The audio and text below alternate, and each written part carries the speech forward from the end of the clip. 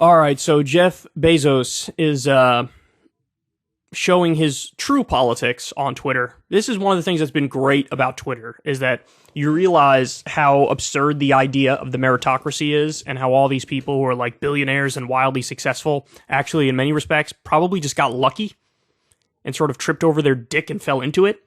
So Jeff Bezos says, well, let's start with the neoliberal tweet. By the way, he's quote tweeting an account called Neoliberal, unironically.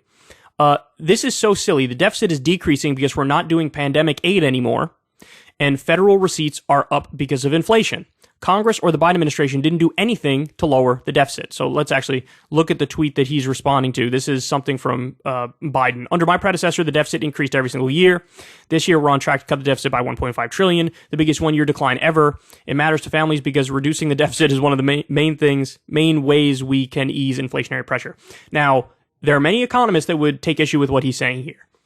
Now, I will note, though, it is kind of funny that you have, like, openly neoliberal people ripping the idea of deficit reduction, because however we got there, and he may be correct about how we got there, but however we got there, oftentimes, both conservative Republicans and corporate Democrats or neoliberals are in favor of deficit reduction. I said this about Barack Obama endlessly, that he's one of the better moderate Republican presidents we've ever had, because all the things that they say they believe in, he actually implemented. For example, Obamacare was originally a Heritage Foundation idea. It's a right-wing healthcare reform. He implemented that. He cut small business taxes over a dozen times. He did reduce the deficit. These are all things that a conservative Republican would love, and he did it.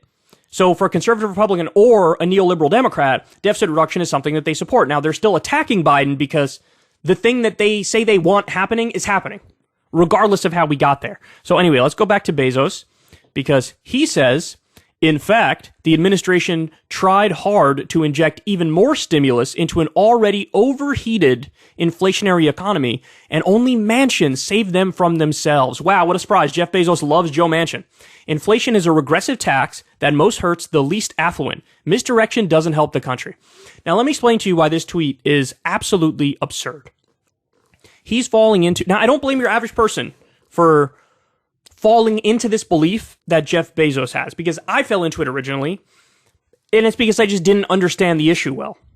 When you talk about inflation, the idea that the reason we have it is simply because big government spending.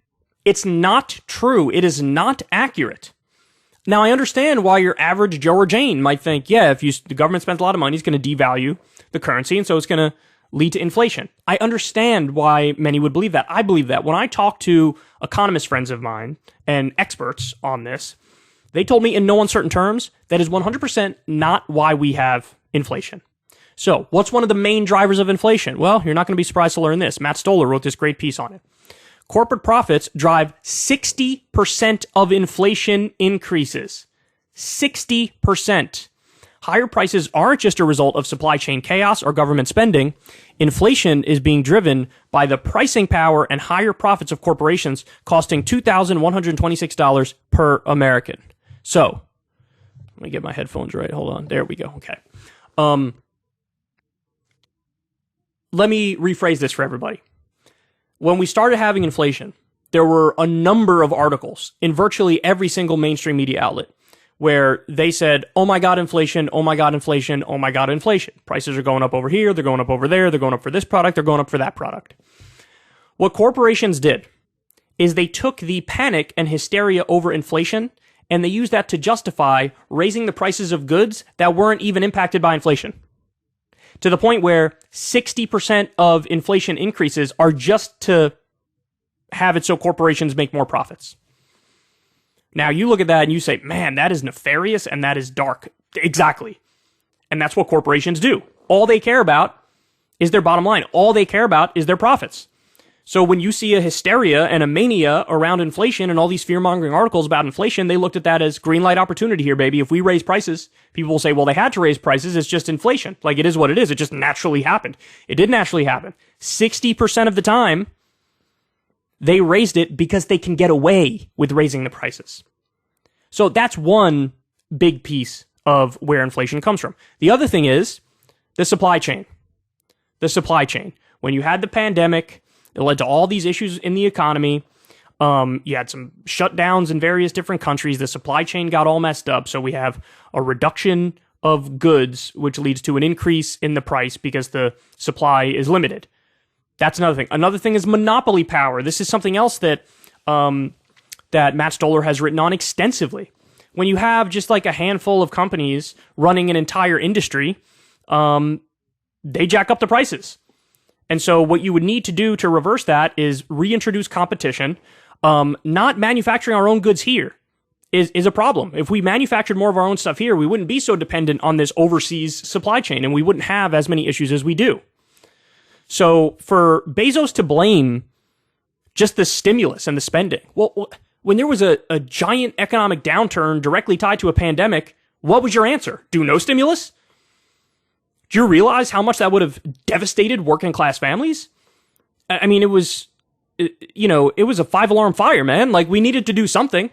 And by the way, to point out like, oh, stimulus is the problem, we didn't even get Build Back Better passed, Dippy. So ultimately, what Jeff Bezos is effectively saying here is, well, we definitely shouldn't do, because what was in Build Back Better? Universal pre-K, elder care. We shouldn't do an extended child tax credit. We shouldn't lower the Medicare age, we shouldn't lower the cost of prescription drugs. These are the things that were in Build Back Better. And Jeff Bezos is hand-waving that stuff away as just stimulus, and it's inflationary, so you can't do it and you shouldn't do it. And he said Manchin saved the Democrats from themselves. Joe Manchin served his corporate donors and the lobbyists who paid him a tremendous amount of money to axe a piece of legislation that would have helped working class people. That's what they did. So, look, he's just... For your average Joe or Jane, I would give them a pass on thinking maybe the big spending led to the inflation, because it's understandable. It's the first thing you would think of, the first thing I thought of. I do not give a pass to Jeff Bezos, because he should know. Maybe he does know and he's lying, or maybe he just genuinely doesn't know, but he should know what really led to inflation. And he doesn't. He doesn't. And he's using that to justify austerity and not spending on social services and public programs that help people economically, and it's something they desperately need.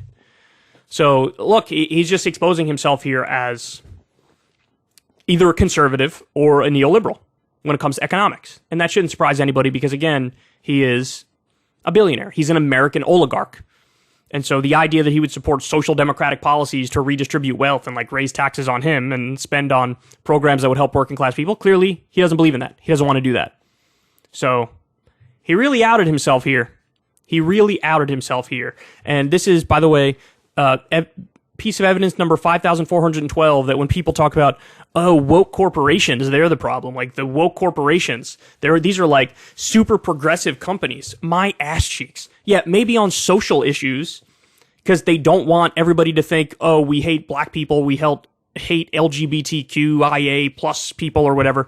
They want those people as customers too. So yeah, on social issues, they're more inclusive, but that's it. That's it. Economically, if they could get away with paying people less than minimum wage, they absolutely would.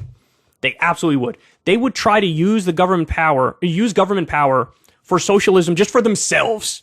Give me more money, give me more subsidies, give me more tax breaks. Let me be billionaire oligarch who's like, in our kleptocracy and oligarchy, and we really run the show. That's what he wants. And he's making it crystal clear here. Ever since Adpocalypse, when YouTube defunded all independent news and politics overnight, we haven't trusted them. We know they can pull the rug out from underneath us at any time. If you enjoy this content, please consider tipping $1 or $2 per month on the Secular Talk Patreon. Link in the video description box below. Thanks for your support.